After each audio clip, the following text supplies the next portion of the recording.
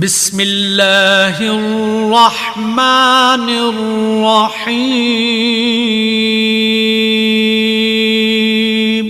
بدھ کے روز فیروز پور روڈ پر خواجہ سعد رفیق کے بھائی خواجہ سلمان رفیق، جن کا تعلق مسلم لیگ نون سے ہے، ان کے گارڈز نے ایک حاضر سروس فوجی افسر حارث صاحب کو لوہے کی سلاخوں سے بے دردی سے پیٹا ہے، جس کی ویڈیو بھی وائرل ہوئی ہے، جس کی نون لیگی رہنما خواجہ سلمان رفیق نے تردید کرتے ہوئے کہا ہے کہ میں گارڈز کے بغیر سفر کرتا ہوں۔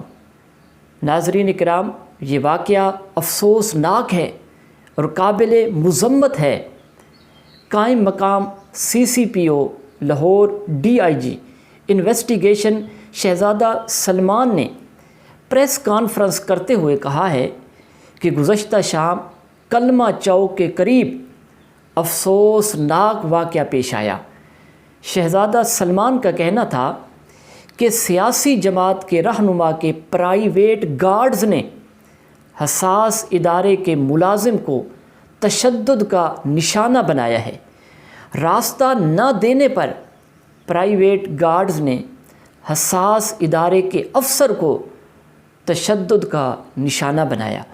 پولیس نے واقعے کا مقدمہ درج کر کے ملوث چاروں ملزمان کو گرفتار کر لیا۔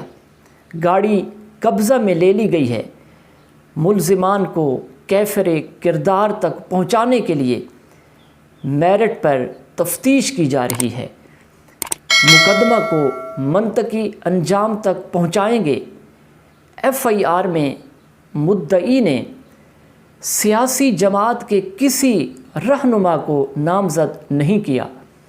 ناظرین کرام، بڑے دکھ کی بات ہے، ہم مسلمان کس طرف چل نکلے ہیں۔ عدم برداشت بڑھتی جا رہی ہے، معمولی باتوں پر جھگڑا ہو جاتا ہے۔